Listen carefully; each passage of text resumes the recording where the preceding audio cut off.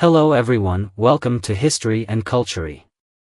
Many enthusiasts of Chinese history are likely familiar with the story of sleeping on firewood and tasting gall.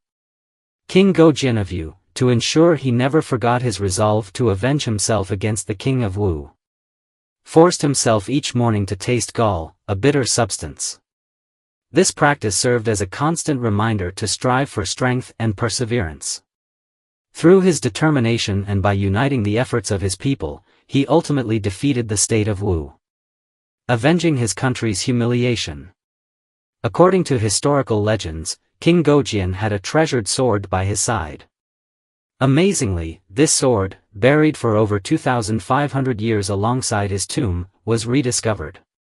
What astonished researchers was that, despite the passage of millennia, the sword showed virtually no signs of rust. How could this be? The discovery of the sword.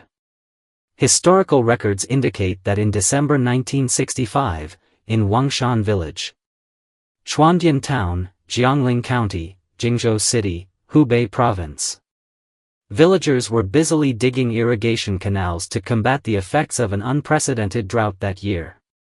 They hoped to divert water from the Jingmen and Zhanghe rivers to irrigate their fields. During excavation, they noticed a patch of soil that was noticeably looser and had signs of previous disturbance, since the area had yielded ancient tombs before. The villagers speculated that this might also be a burial site. They promptly reported their findings to higher authorities for investigation.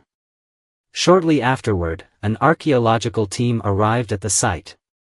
Upon confirming the presence of ancient tombs, they began protective excavations. The team discovered that the burial complex dated back over 2,000 years to the Chu kingdom and contained over 50 tombs, which were collectively named the Wangshan Chu tombs. In tomb number 1, archaeologists unearthed a lacquered wooden scabbard containing a bronze sword, based on the accompanying burial artifacts and inscriptions. Experts confirmed that this was the personal sword of King Goujian of Yu from the spring and autumn period, later named the Sword of Goujian. The role of swords in ancient warfare. In ancient northern China, warfare predominantly relied on chariot battles, with long-range combat using bows and arrows, and close combat involving long weapons like dagger axes, and halberds. Early combat swords were typically short, measuring only 20 to 30 centimeters, limiting their effectiveness in battle.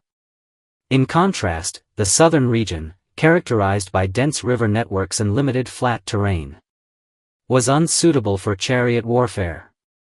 Here, short swords became essential equipment for infantry. Consequently, during the spring and autumn period, only southern states such as Yu and Wu achieved such high levels of sword-casting technology. The exquisite craftsmanship of the sword. According to archaeologists, the Sword of Goujian is not only intricately designed and aesthetically striking but also remarkably well preserved, retaining its sharpness upon excavation. The sword measures 55.7 centimeters in length, 4.6 centimeters in width, with an 8.4 centimeters hilt, and weighs 875 grams. The sword's pommel is circular, featuring 11 concentric rings spaced only 0.2 millimeters apart.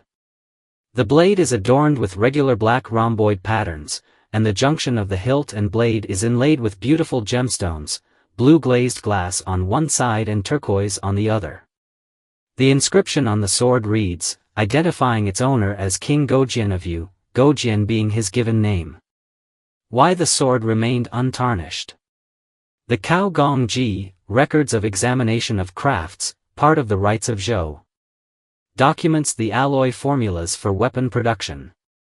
Bronze, 4 parts, and tin, 1 part, for weapons like Ge and G. Bronze, 3 parts, and tin, 1 part, for blades. The Sword of Goujian, as a renowned bronze artifact, follows a similar composition. In December 1977, the sword was sent to Fudan University in Shanghai for scientific analysis using an electrostatic accelerator. The results revealed that the sword is primarily composed of bronze and tin, with traces of lead, iron, nickel, and sulfur. The black rhomboid patterns on the blade were found to contain sulfur, suggesting that the sword underwent a sulfurization process. Moreover, the precision grinding of the blade was so advanced that it rivals modern precision machining techniques. The sword of Goujian is awe-inspiring not only because of its exquisite design and sharpness but also for its exceptional edge retention. Archaeologists have conducted tests on the sharpness of this ancient sword. During these tests, experts used the sword to lightly slice through 30 sheets of paper, and the results were astonishing. 23 sheets were completely severed. Despite being thousands of years old and having undergone long-term oxidation, the sword has retained its remarkable sharpness. It is hard to imagine just how sharp the sword must have been when it was first forged. Some scholars believe the sword's sharpness is related to the diamond-shaped patterns on its blade. When magnified hundreds of times, experts observed that the tin on the blade had formed dendritic crystals. These crystals enhanced the sharpness of the metal surface. However, the technique of forming metal crystals is now primarily used in high-tech electronic products, such as chips, and controlling the growth of these crystals is extremely challenging. Astonishingly, ancient swordsmiths managed to skillfully employ this technique thousands of years ago, crafting a blade of such sharpness. This craftsmanship might have been lost during times of war, and to this day, we do not know exactly how ancient people forged such an extraordinary sword. Additionally, the formation of the diamond-shaped patterns may be attributed to the use of a high tin bronze alloy by the swordsmiths. The reaction between copper and tin created these patterns, which not only allowed the sword's owner to better control the blade but also made it easier to draw the sword swiftly in battle, enhancing combat efficiency. Another astonishing feature of the sword of Goujian is its nearly rust-free condition. Despite being buried for millennia, the sword remains exceptionally well preserved. Experts from the Hubei Provincial Museum noted that while the sword was not completely rust-free upon excavation, the degree of corrosion was minimal and almost negligible. After being unearthed, the sword's surface became less shiny, indicating that even under modern preservation conditions, it is difficult to completely prevent oxidation. This raises the question of how the sword maintained such excellent condition with almost no rust prior to its excavation. As a bronze sword, the sword of Goujian contains a high copper content, ranging from 80% to 83%.